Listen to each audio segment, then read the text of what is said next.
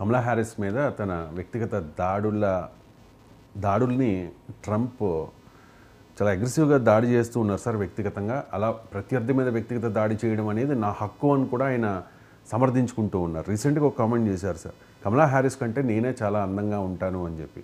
America అధ్యక్ష ఎన్నికల్లో గెలవడానికి అందంతో పని ఏంటి అంటే ఇప్పుడు ట్రంప్కు అందం తప్ప వేరే ఆలోచన ఉండదు.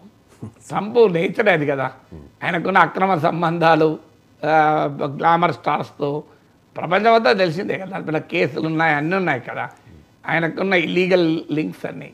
దానిపైన ఆయన దాన్ని కప్పిపుచ్చడానికి డబ్బులు ఇచ్చింది, ఆ డబ్బులు ఇవ్వడానికి తన వ్యాపార సంస్థలను ఉపయోగించుకున్నది, ఇవన్నీ కూడా కోర్టులో కేసులు. అందువల్ల ట్రంప్కు అబ్సెషన్ అందమై 78 ఏళ్ళ తర్వాత కూడా ముసలోడికి దసరా పండుగ అంటారు కదా.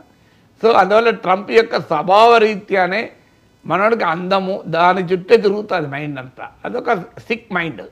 సో ఆ సిక్ మైండ్ ఇంకేం ఆలోచన ఉంటుంది?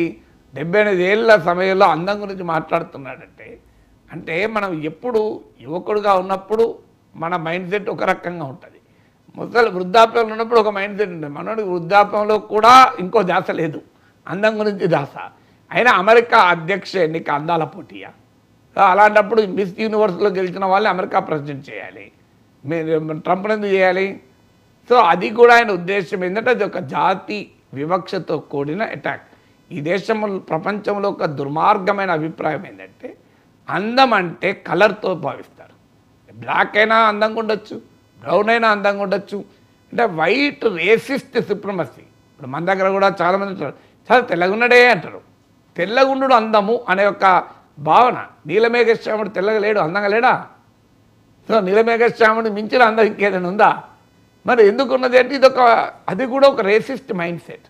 సో అందువల్ల ట్రంప్కున్న సెకండ్ మైండ్ ఏంటంటే రేసిజం. ఒకటి ఆయనకు వేరే ఆలోచన ఉండదు, ధ్యాస. 78 వయసులో కూడా ఆయన ధ్యాస అంతా అదే. ఇక నేను అదే అంటే మీరు అర్థం చేసుకోవచ్చు, అందరూ అర్థం చేసుకుంటారు. సో రెండవది ఆయన ధ్యాస ఇంకోటి ఏంటంటే ఈ రకమైనటువంటి మానసిక స్థితి. అంటే మనిషికి మనం ఏ స్థాయికి ఎదిగినా కూడా మానసిక స్థితి మారదు కదా. మనకు తెలుగులో సామెత ఉంది, పుట్టుకతో వచ్చిన గుణాలు పుర్రతో పోతాయని. సో ట్రంప్కు పుట్టుకతో వచ్చినటువంటి గుణాలు అవి. సో అవి అంత పోతే ఆయన వైట్ రేసిస్ట్ అవుట్లుక్ ఉన్నవాడు. అందువల్ల ఆల్రెడీ ఎథ్నిసిటీ అంటే కమలా ఇండియన్ అమెరికనా బ్లాక్ అమెరికనా అని కూడా క్వశ్చన్ చేశాడు. సో ఆయనకున్న వైట్ రేసిస్ట్ మైండ్ సెట్ ఇది రెండవది. ఇక మూడవది ఒక అనార్కీ. ట్రంప్ను మించిన ఒక అనార్కిస్ట్ ఇంకోటి ఉండడు. వ్యక్తిగతంగా దాడులు చేయడం నా హక్కు అంటాడు. అసలు రాజకీయాల్లో ఉండాల్సింది, ప్రజాస్వామ్యంలో ఉండాల్సింది వ్యక్తిగత దాడులా. నువ్వు కమలా హ్యారిస్ పాలసీస్ పైన ట్రంప్ ప్రశ్నించవచ్చు, కానీ ఆ ప్రశ్నించే ధైర్యం లేక ఎప్పుడు మనిషి వ్యక్తిగత దాడులకు వస్తారు? ప్రశ్నించేటువంటి దాడి లేనప్పుడే కదా. నాగేశ్వర్ మాట్లాడిన దాన్ని తప్పు అని చెప్పడానికి ఏ ఆర్గ్యుమెంట్ లేకపోతే కింద ఏం చేస్తారు? పిచ్చి పిచ్చి ట్రోలింగ్ చేస్తారు. వాడి పేటీఎం వీడి పేటీఎం అని ఇక నోటికి వచ్చినట్టు మాట్లాడతారు, బూతులు మాట్లాడతారు. నీకు ఆర్గ్యుమెంట్ లేనప్పుడే కదా బూతులు మాట్లాడేది. సో అది ట్రంప్ అయినా అదే పరిస్థితి, ట్రోల్ అయినా ట్రంప్ అయినా ఒకటే. సో ట్రోలు ట్రంప్కు ఉన్న క్యారెక్టర్ ఏంటంటే Trump is always a troll. నిరంతరం ట్రోలింగ్ చేస్తూనే ఉంటాడు తన ప్రత్యర్థుల్ని. ఎందుకు? ఆ ట్రోల్ చేసేవాడికి ఎలాగైతే ఆర్గ్యుమెంట్ ఉన్నప్పుడు బూతులు తిడతాడు, వ్యక్తిగతంగా అటాక్ చేస్తాడు. ట్రంప్ కూడా అంతే. ఆయనకు ఆర్గ్యుమెంట్ లేనప్పుడు, కమలా హ్యారిస్ పాలసీస్ను ప్రశ్నించలేనప్పుడు ఖచ్చితంగా ఏం చేస్తాడు? ఇక వ్యక్తిగతంగా అటాక్ చేస్తాడు. నాలుగవది జో బైడెన్ క్యాండిడేట్గా ఉంటే చాలా సులభంగా గెలుస్తానని ట్రంప్ భావించాడు. ఒపీనియన్ పోల్స్ కూడా అదే చెప్పాయి. జో బైడెన్ ఎట్టి పరిస్థితుల్లో నేను పోటీ నుంచి వైదొలుగా అన్నాడు. సడన్గా ఆయన వైదొలిగాడు. వైదొలిగినప్పుడు ట్రంప్ ఆశించింది ఏంటంటే డెమోక్రటిక్ పార్టీ క్రైసిస్లో పడుతుంది, వాళ్ళు క్యాండిడేట్ని ఎంచుకోలేరు, వాళ్ళకి సమయం ఉండదు, సో నాకు ఆటోమేటిక్గా ఇక తిరుగు ఉండదు అనుకున్నాడు. కానీ ట్రంప్ ఆశించిన దానికి భిన్నంగా జో బైడెన్ తప్పుకున్నాడు. కమలా హ్యారిస్ని రికమెండ్ చేశాడు. వెంటనే డెమోక్రటిక్ పార్టీలో ఎవరు అపోజ్ చేయలేదు. ఒబామా దంపతులు మద్దతు ఇచ్చారు. కమలా హ్యారిస్ డెమోక్రటిక్ పార్టీ తిరుగులేని అభ్యర్థిగా రంగంలో దిగింది.